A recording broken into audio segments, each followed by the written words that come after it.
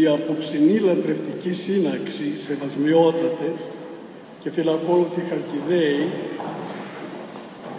εδώ στον Ιερό Ναό αυτόν, του Αγίου Νικολάου, προσλαμβάνει ευφρόσινο χαρακτήρα για αυτό που μένει να τελειστεί σε λίγο και ταιριάζουν τερπνά ψαλμοδήματα να αποδώσουν την χάρη στο Θεό που μας εκάλουσε να τελέσουμε πάλι μια λησμονημένη βυζαντινή ακολουθία, την Πανιχίδα, ίσως για πρώτη ιστορικά φορά εδώ στη Χαλκίδα.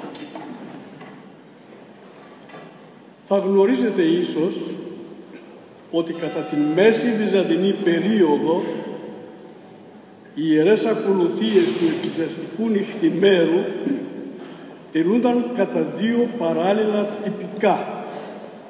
Το κοσμικό για τις εκκλησίες του κόσμου, δηλαδή τις ενορίες, και το μοναστικό τυπικό για τους μοναστηριακούς ναούς, τα μετόχια των μοναστηριών και τους μοναχούς.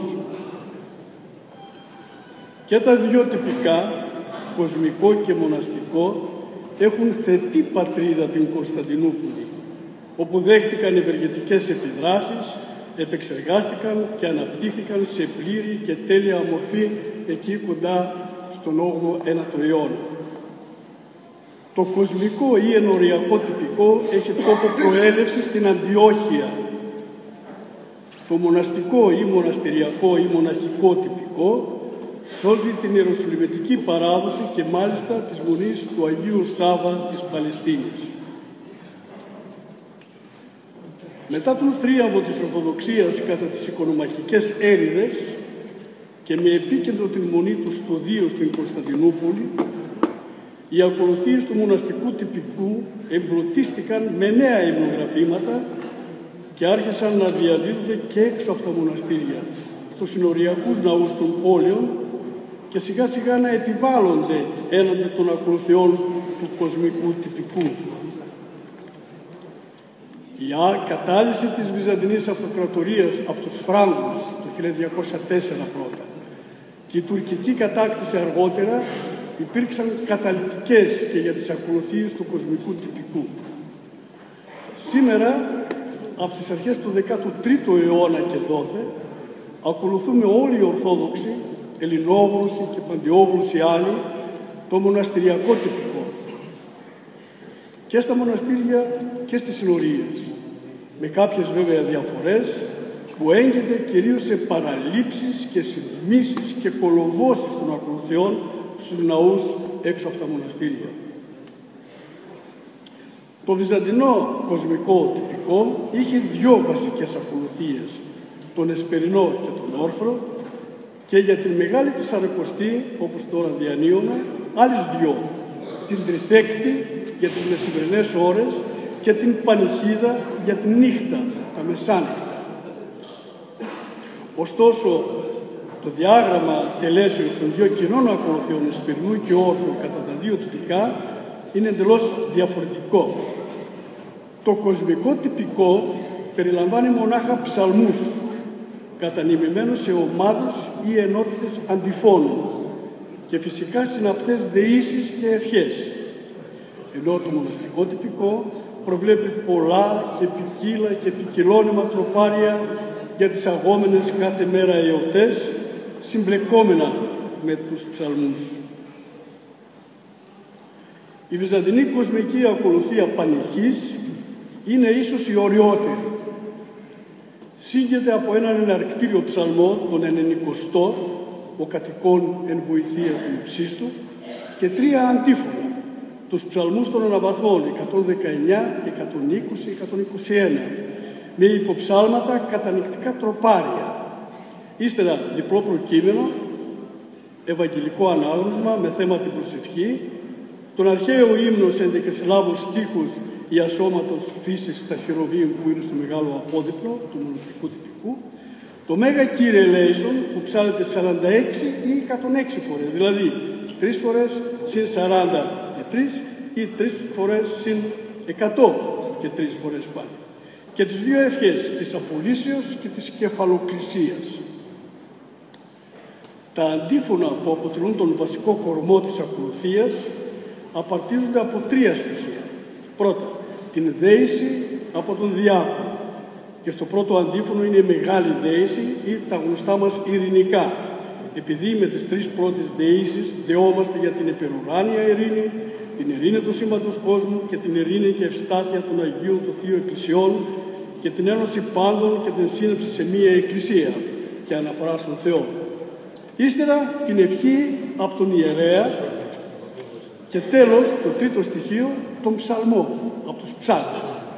Τους απαγγελόμενους στίχους του οποίου ψαλμού αντιφωνείται, γι' αυτό λέγονται αντίφωνα, ως υπόψαλμα ή εφήμνιο ένα κατανοητικό τροπάρι. Η ψαλμή, όπως ξέρετε, είναι εβραϊκή, προχριστιανική ποίηση.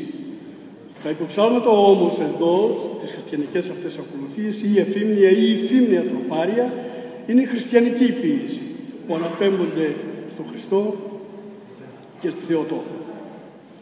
Ο ψαλμός του πρώτου αντιφώνου προς Κύριον τον θλιβεστέ με εκέκραξα ψάλεται σε ήχο πλάγιο τετάρτο με υπόψαλμα τροπάριο, πλάγιο πρώτο με υπόψαλμα τροπάριο, ως εκτήρμον Κύριες πλαχνίστε επί των λαών σου.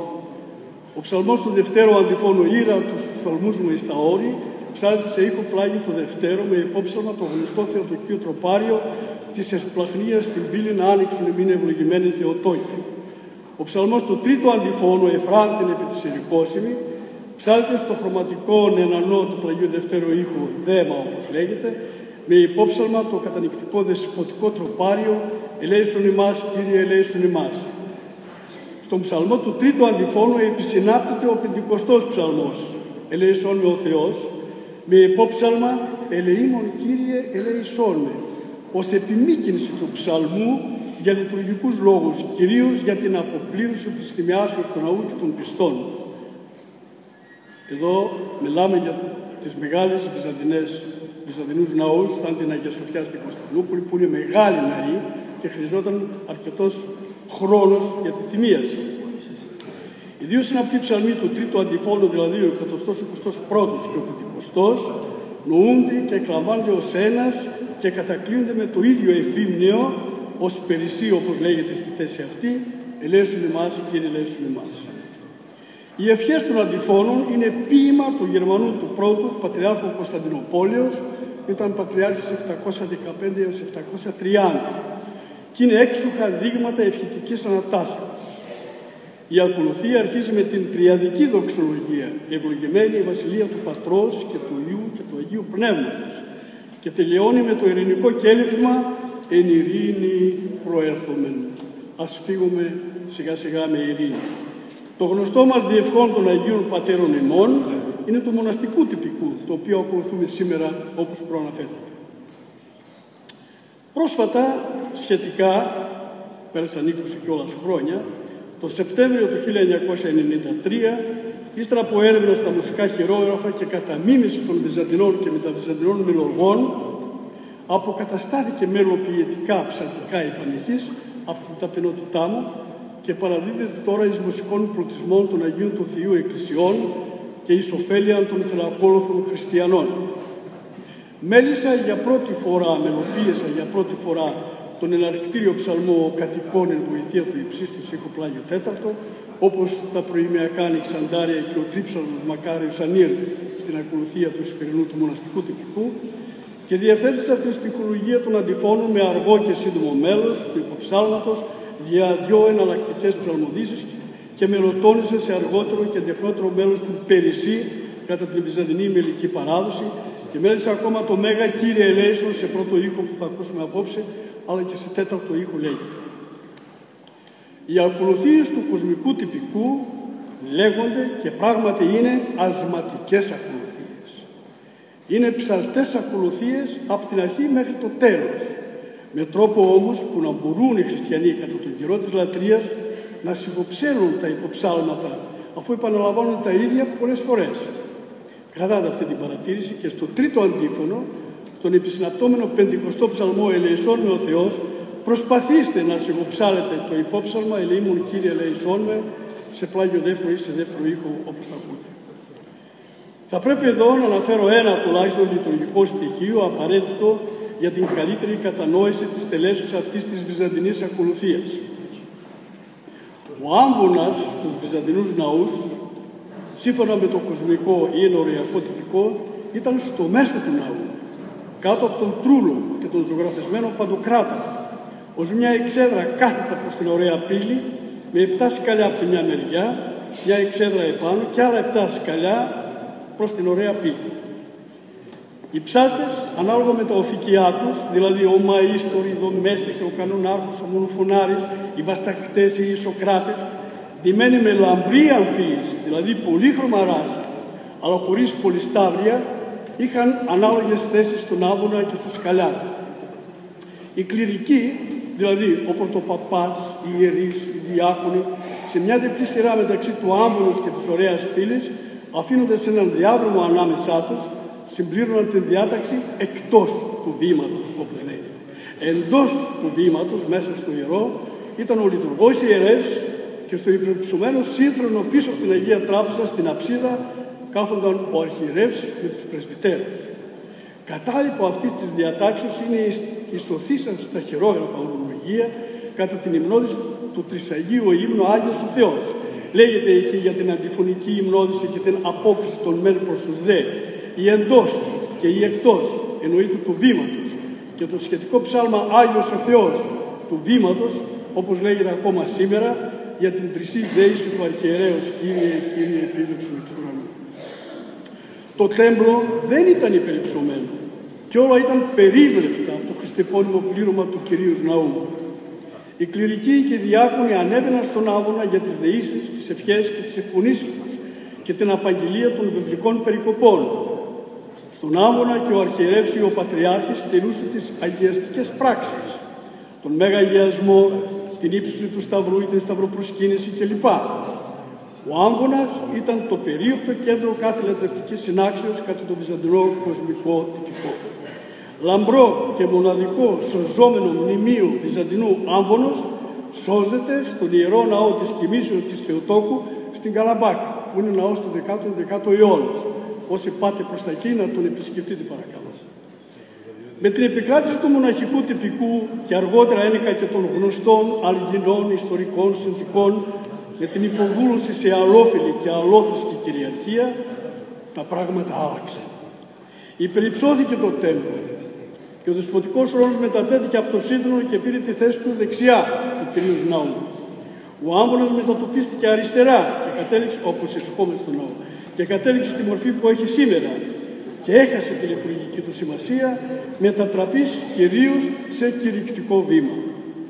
Και ο χορός των ψαλτών χωρίστηκε στα δυο, σε πρώτο και δεύτερο χορό, με τον πρωτοψάλτη και τον δεύτερο ψάλτη, ο οποίος συνηθίζεται από τα πατριαρχία και μετά να λέγεται λαμπαδάριος, που πήραν τις θέσεις τους δεξιά και αριστερά στο ναό με σχετικά στασίδια και αναλόγια.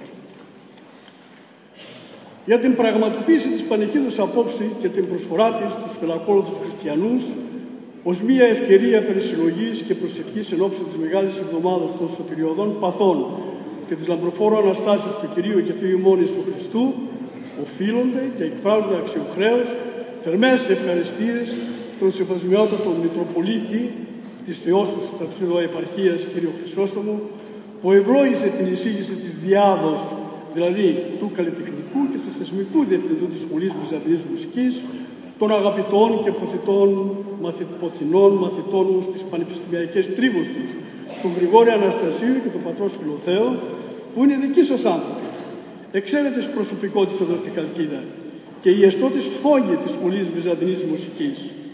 Και ο Σεβασμιότατος, ο γεροντάς σας με αυτούς και με τους άλλους, διευθέτησε όλα τα σχετικά με την τέλεση της ακολουθίας αυτής, καθώς ευχαριστήσεις οφείλονται και στο ιερατείο που θα ιερουργήσει απόψε.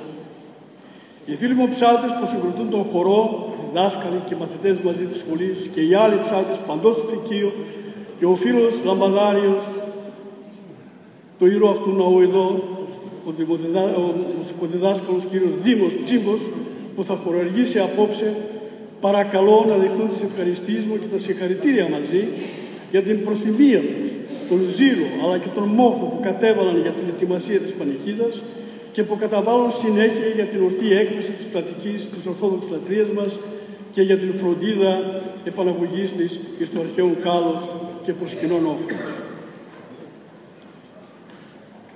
Παρακαλώ να μεταστείτε νοερά στο Βυζάντιο 700 χρόνια πριν για να απολαύσετε αυτή την πανεχίδα.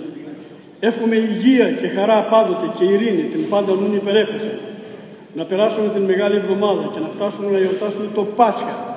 Το Πάσχα Κυρίου, Πάσχα των πιστών, Πάσχα των τερπνών, Πάσχα Μέγα, το Πάσχα λύτρων λύπης. Αμήν.